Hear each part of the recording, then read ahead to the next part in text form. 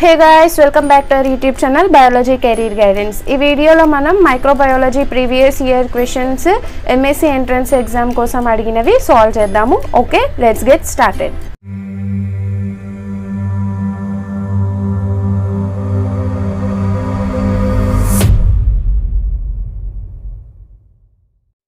Next question. The first crop plant genome sequenced is A. Maize, B. Wheat, C. Rice, D. Barley. Easy question, basic question. So మొత్తం plant జీనోమ్ని దేంట్లో sequence చేశారు అంటే రైస్లో. Okay, the correct option is option C. Memory based question that was. Which of the following molecule is useful as a measure of relatedness beyond species level between organisms? A. mRNA, B. tRNA, C. rRNA, D. miRNA. The correct option will be option C. RRNA అన్నది species relatedness తెలుపుతుంది అనమాట. అంటే ఇప్పుడు మనం ఉన్నాము, వేరే species ఉంది, like we are Homo sapiens, right? మనం వేటితో రిలేషన్లో ఉన్నాము ఇంతకుముందు, అంటే మనం ఎక్కడి నుంచి ఎవాల్వ్ అయ్యాము అన్నది తెలుసుకోవడానికి ఈ పర్టిక్యులర్ ఫైలోజెనెటిక్స్ అన్నది హెల్ప్ అవుతుంది. అంటే ఇప్పుడు బ్యాక్టీరియా తర్వాత యుకారియోట్, ప్రొకారియోట్ నుంచి క్యారియోట్ వచ్చింది అంటారు కదా. ప్రొకారియోట్ నుంచి యుకారియోట్ ఎలా వచ్చింది అని ఎలా చెప్తారు అంటే వాటి యొక్క ఆర్ఎన్ఏని కంపేర్ చేస్తారు.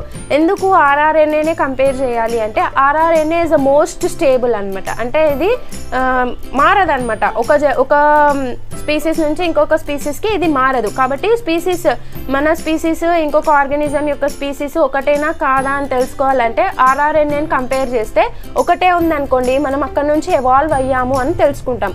ఒకవేళ ఒకటే లేదనుకోండి, మన ఎవల్యూషనరీ పాత్ అన్నది అక్కడ నుంచి జరగలేదు అన్న కంక్లూషన్కి వస్తాం. ఆర్ఆర్ఎన్ఏ అన్నది స్టేబుల్గా ఉంటుంది కాబట్టి, ఇది చేంజ్ అవ్వదు కాబట్టి ఎవల్యూషన్లో దీన్ని మనం యాజ్ ఏ రిలేటెడ్నెస్ తెలుసుకోవడం కోసం మనం దీన్ని యూజ్ చేస్తాం. మీకు ఫర్ ఎగ్జాంపుల్ చెప్పాలంటే ఏ అన్న ఒక స్పీసీస్ ఉంది, బి అన్న ఒక స్పీసీస్ ఉంది.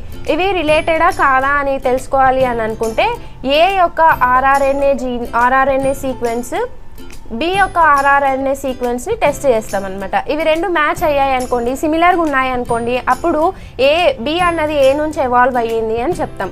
ఒకవేళ ఏకి బికి ఆర్ఆర్ఎన్ఏలో చాలా డిఫరెన్సెస్ ఉన్నాయి, సేమ్గా లేవు అని అంటే అప్పుడు బి అన్నది ఏ నుంచి ఎవాల్వ్ అవ్వలేదు అన్నది చెప్తామన్నమాట. So this is how we conclude. Because rRNA అన్నది ఇంకొక 10 జనరేషన్స్ వెళ్ళినా సరే అది కాన్స్టాంట్గానే ఉంటుంది. కాబట్టి మనం ఆర్ఆర్ఎన్ఏని చూస్తామన్నమాట రిలేటెడ్నెస్ కోసం. Next question. Which of the following compound is not found in tears? Okay, another immunology based question. A. lysozyme, B. lactoferrin, C. IgA, D. IgE.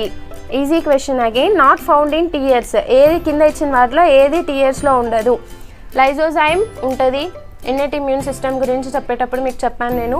Lactoferrin కూడా ఉంటుంది. IgA అన్నది ఒక టైప్ ఆఫ్ సెక్రెటరీ యాంటీబాడీ, అంటే ఇది సెక్రిషన్స్లో present అయి ఉంటుంది. Tears are nothing but the secretions కదా of our eyes, కాబట్టి అది ఉంటుంది. IgA సెక్రెటరీ యాంటీబాడీ అని తెలిసినా సరే ఈ ఆప్షన్ ఎలిమినేట్ చేయొచ్చు. The correct option is that is option D.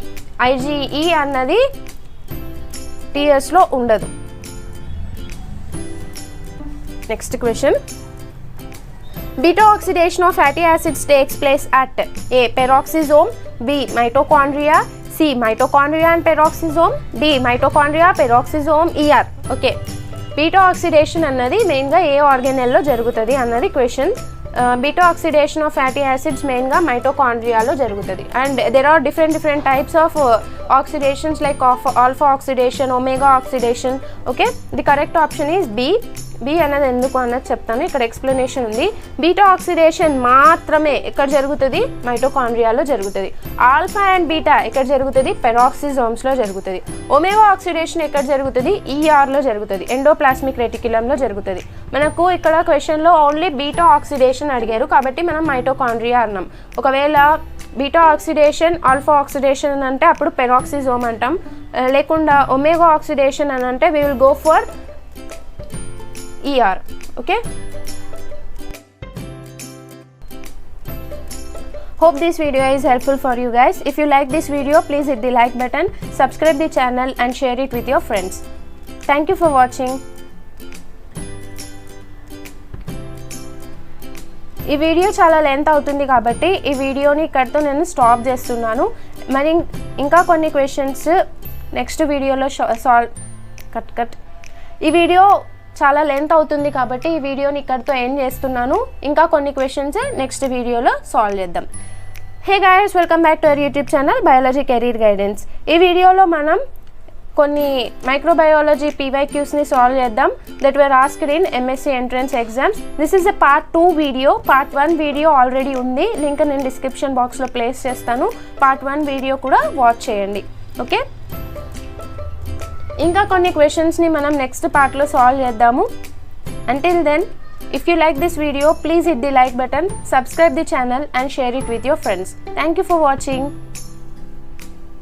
ఈ వీడియో చాలా లెంత్ అవుతుంది కాబట్టి ఈ వీడియో నేను ఇక్కడితో స్టాప్ చేస్తున్నాను. ఇంకా కొన్ని క్వశ్చన్స్ మనం నెక్స్ట్ పార్ట్లో సాల్వ్ చేద్దాము.